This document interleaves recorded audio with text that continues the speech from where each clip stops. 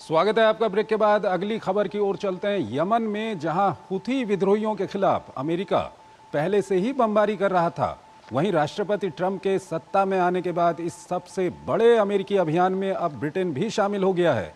सैकड़ों जगहों पर बम गिराकर हुथी विद्रोहियों और उनके ठिकानों को नुकसान पहुंचाया जा रहा है। इस सबके बीच हुथी मामले को लेकर अमेरिका और ईरान में तल्खी बढ़ रही है, क्योंकि अमेरिका ईरान पर हुथी विद्रोहियों का समर्थन करने का आरोप लगाता रहा है। ये रिपोर्ट देखिए।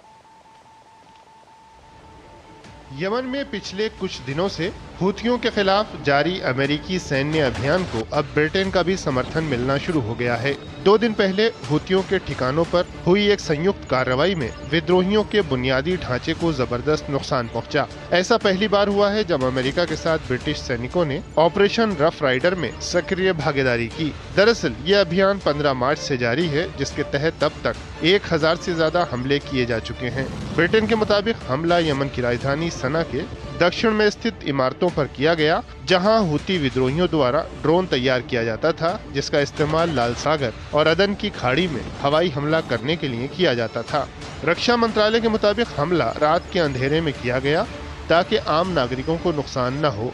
जानकारों का मानना है कि ऑपरेशन रफ राइडर के तहत जारी हमलों की वजह से हुती विद्रोहियों के खिलाफ एक बड़ी रणनीतिक स्थिति बन सकती है, जो हुतियों के खिलाफ दोनों देशों के संयुक्त हमलों को और बढ़ा सकती है। दरअसल संयुक्त सेना के हमले से पहले हुती विद्रोहियों ने दावा करते हुए कहा था कि उसके लड़ाकों ने लाल सागर में USS हैरी एस ट्रूमैन विमान वाहक पोत पर हमले कर एक F-18 लड़ाकू विमान समुद्र में गिरा दिया है, जिसके बाद ट्रूमैन को सुएज नहर की ओर पीछे हटने के लिए मजबूर होना पड़ा। हालांकि अमेरिकी सेना ने घटना के पीछे तकनीकी कारण का हवाला देते हुए हुतियों के दावे को खारिज कर दिया था। हुती विद्रोहियों के खिलाफ कार्रवाई के बाद अमेरिका और ईरान आमने सामने आ गए हैं। अमेरिकी रक्षा मंत्री पीट हेग्सेथ ने रविवार को हुती विद्रोहियों को मदद देने के लिए सजा भुगतने की चेतावनी देते हुए ईरान पर नए प्रतिबंध लगा दिए। अमेरिकी रक्षा मंत्री ने ईरान पर हुतियों को हथियार और वित्तीय मदद देकर लाल सागर में जहाजों पर हमले करवाने का सीधा आरोप लगाया। दरअसल अमेरिका की चेतावनी उस वक्त आई है जब ईरान के साथ शनिवार को यूरोप में परमाणु कार्यक्रम को लेकर अहम वार्ता होने जा रही है। हालांकि हुतियों को समर्थन देने से इनकार करते हुए ईरान ने अमेरिका पर विरोधाभासी व्यवहार और भड़काऊ बयानबाजी का आरोप लगाया है। ईरान ने परमाणु वार्ता से पहले अमेरिकी बयानबाजी को समझौते को पटरी से उतारने की कोशिश करार दिया। बहरहाल शनिवार को परमाणु वार्ता से पहले ईरान ने शुक्रवार को ब्रिटेन, फ्रांस और जर्मनी के साथ अलग अलग बातचीत की योजना बनाई है, जो 2015 के परमाणु समझौते का हिस्सा थे। मंजीव सिंह पुरी हमारे साथ जुड़े हुए हैं, पूर्व वरिष्ठ राजनयिक हैं, विदेशी मामलों के जानकार हैं, उनसे हम बातचीत करेंगे। पुरी साहब, पहला सवाल आपसे यही जानना चाहेंगे कि क्या हुथी इतने मजबूत और इतने ताकतवर हैं कि पिछले 45 दिन से अमेरिका वहां पर अभियान चला रहा है और अब ब्रिटेन भी उसमें शामिल हो गया है। करीब 1000 टारगेट्स पर वहां पर बम गिराए गए हैं, कई हुथी विद्रोहियों की मौत हो गई है। क्या कुछ कहेंगे आप? देखिए, हुथी ताकतवर नहीं है, लेकिन ये जो गुरिल्ला वॉरफेयर अब ये सी लेन्स में जो चलाया जा सकता है, इससे होता क्या है कि यातायात, ट्रांसपोर्ट, कार्गो मूवमेंट्स, ये सारे रेड सी में डिसरप्ट हो जाते हैं। अब आपको पता है ये जो एरिया है, ये एक तो सुएज कनाल की तरफ जाता है, दूसरी ऊपर साइड इजराइल है और जो गाजा और इजराइल की सिक्योरिटी का मामला है, और इन अ वेरी बिग सेंस ये इसमें कोई शक की बात नहीं कि हुतियों को ईरानियन सपोर्ट है और अमेरिका और इजराइल खासकर सीधी तरीके से ये देखते हैं कि उन पर चुनौती हो रही है। जो उनकी सी लेन्स की प्रोटेक्ट करने की एबिलिटीज है, वो सारी हुतीज जो है वो उसको डिसरप्ट कर रहे हैं, और साथ साथ इन अ सेंस इजराइल को भी चुनौती दे। इसके साथ साथ जो अमेरिका की ईरानियंस के साथ न्यूक्लियर बातचीत हो रही है, वहां पर भी एक किस्म की सिग्नलिंग है। ईरान के साथ पहले, अगर आपको याद हो, 6-8 महीने पहले इजरायलियों ने काफी बड़े हमले करके उनके जो प्रॉक्सीज हैं लेबनान में, सीरिया में और ईरान में इटसेल्फ काफी कुछ उनको घमासान नुकसान पहुंचाया।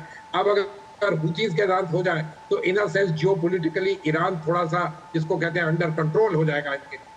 आपने पूछा कि क्यों इतना समय लग रहा, देखिए अमेरिकन क्या कितना कुछ वहां डिप्लॉय कर रहे हैं, सारी US आर्मी नेवी थोड़ी डिप्लॉय कर रहे हैं।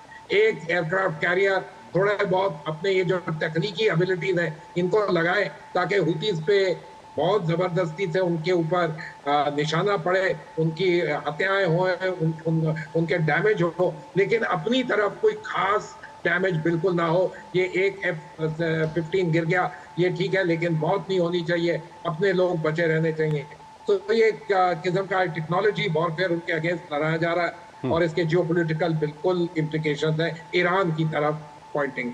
पुरी साहब, हमारे दर्शक ये भी जानना चाहेंगे कि अमेरिका जब वहाँ पर ऑपरेशन ऑलरेडी वहाँ पर चला रहा था, तो ब्रिटेन साथ क्यों आया है? ब्रिटेन के साथ आने का क्या कुछ कारण है? वेरी इंटरेस्टिंग और बहुत अच्छा सवाल। पहले भी अगर आपको याद है 6-8 महीने पहले भी ब्रिटेन ने भी उनको तब भी ज्वाइन किया था। ब्रिटेन अपने आप को अमेरिका का एक नेचुरल और स्ट्रेटेजिक एलाई समझता है, और ये रेड सी के एरिया वगैरह, सुएज कनाल, गल्फ स्टेट जो है, उनको भी इंटरेस्ट है। लेकिन साथ साथ लेट अस रिमेंबर समथिंग बहुत इंपॉर्टेंट। प्रेसिडेंट ट्रंप की जो रिलेशनशिप है यूरोपियन पावर्स के साथ, उन सारों में बहुत जबरदस्त एक किस्म का आजकल चैलेंज आया हुआ है। ब्रिटेन जो है वो अपनी तरफ से यूरोपियन होते हुए भी अपनी रिलेशनशिप अमेरिका के साथ बिल्कुल कायम रखना चाहता है। उसमें अपने टैरिफ लेवल्स अगर अच्छे रखे तो उनका फायदा होगा। तो अगर इस पर्टिकुलर वॉर में अपने आप को प्रेसिडेंट ट्रंप की एडमिनिस्ट्रेशन के साथ कहें कि देखिए हम तो आपके पुराने एलाइज हैं, आपके बिल्कुल साथ हैं, जिस चीज को आपके लिए इम्पोर्टेंट है हमारे लिए भी है, to the extent we can. So signalling बहुत इंपॉर्टेंट है ब्रिटेन के लिए इस समय, for British American ties and Britain's place in the global order. Puri साहब, आपसे ये भी जानना चाहेंगे कि ईरान परमाणु कार्यक्रम को लेकर के, एक तो ईरान के साथ वैसे ही संबंध तनावपूर्ण चल रहे हैं, थोड़ा बहुत बातचीत भी हुई है और अगले 2-3 दिन में फिर बातचीत होने वाली है, लेकिन हुथी को लेकर के थोड़ा सा और तनाव बढ़ गया है कहीं ना कहीं। आज जिस तरह के बयान आए हैं हुथी को लेकर के अमेरिका और ईरान के बीच में, इसको क्या कुछ आप कहेंगे इस पर? देखिए, इसमें कोई शक की बात नहीं कि जो अमेरिकन ने किया, सिर्फ ये इजराइल की हिफाजत, अपने सी लेन्स की हिफाजत को नहीं, ईरान को मैसेज देने। ईरानियंस को भी थोड़ा बहुत तो रिएक्ट करना है। अभी तक तो उनका सिंपल है कि हम हुतीज को सपोर्ट नहीं करते। क्या है, सबको पता है कि है उनकी सपोर्ट, उनके बिना सपोर्ट के हुतीज के पास कहां से ये सारे रॉकेट लॉन्चर, ये सारी चीजें आती। लेकिन अभी वो डिनाई कर रहे हैं, क्योंकि उनके लिए भी सबसे बड़ी गेम ये है कि वो जो अपने परमाणु प्रोग्राम है उसमें अमेरिका के साथ, जो बिल्कुल क्रिटिकल कंट्री है in terms of western countries accepted, क्या कर सके और क्या नहीं कर सके। Iranians will try to bargain very hard, negotiate very hard. देखते हैं क्या होता है इसमें। बहुत साल पहले एक डील भी हुई थी, लेकिन प्रेसिडेंट ट्रंप जब प्रेसिडेंट पहली बार बने, उन्होंने उस डील को खारिज कर दिया। अब तब तक ईरान ने काफी आगे अपनी बढ़त कर ली है। अब बात करते हैं लोग कि ईरान को हम एक भी परमाणु हथियार नहीं बनाने देंगे। देखते हैं ईरानियंस कहां तक मानते हैं। वो भी एक पुराने खिलाड़ी हैं इस गेम में, और अपनी टेक्नोलॉजिकल एबिलिटीज भी आफे लेके गए। लेकिन साथ साथ ये भी मानना पड़ेगा कि उनके कई जो सिक्योरिटी अपरेटस उन्होंने अपने रीजन में खड़ा किया, उसको पिछले 6-8 महीनों में काफी शतक पहुंची है इजराइल से, अब अमेरिकन से। सो प्रेशर ईरानियंस पे भी है। Let's see what comes out of these negotiation, और ये तो लंबा चलेगा। पुरी साहब, एटॉमिक जो ईरान के परमाणु कार्यक्रम को लेकर के जो बातचीत चल रही है, उसको लेकर के शायद कल या परसों में जो यूरोप के 2015 की जिस डील की आप बात कर रहे हैं, उसमें जो यूरोप के स्टेक होल्डर्स थे उनकी यूरोप में बैठक होनी है। उसके बाद शनिवार को ये ईरान और अमेरिका की बैठक होनी है। हालांकि ये भी खबरें आ रही हैं कि वो थोड़ा सा पोस्टपोन भी हो सकती है। इस सब के बीच आपको क्या लगता है, कोई बीच का रास्ता निकल पाएगा ईरान और अमेरिका के बीच में? क्योंकि अमेरिका ने साफ कर दिया है कि आप जो यूरेनियम इनरिचमेंट है उसको आपको छोड़ना पड़ेगा, या 2015 की जो लिमिट है उसके अंदर में उसको लाना पड़ेगा। देखिए, ये नेगोशिएशंस की बात है, इन अ सेंस एक किस्म की सौदागर। अमेरिका तो चाहेगा कि बिल्कुल ईरानियन प्रोग्राम बंद हो जाए, ईरान इनरिचमेंट बंद करे, और बिल्कुल कोई परमाणु हथियार बनाने की कोई काबिलियत ही नहीं उनके पास होना है।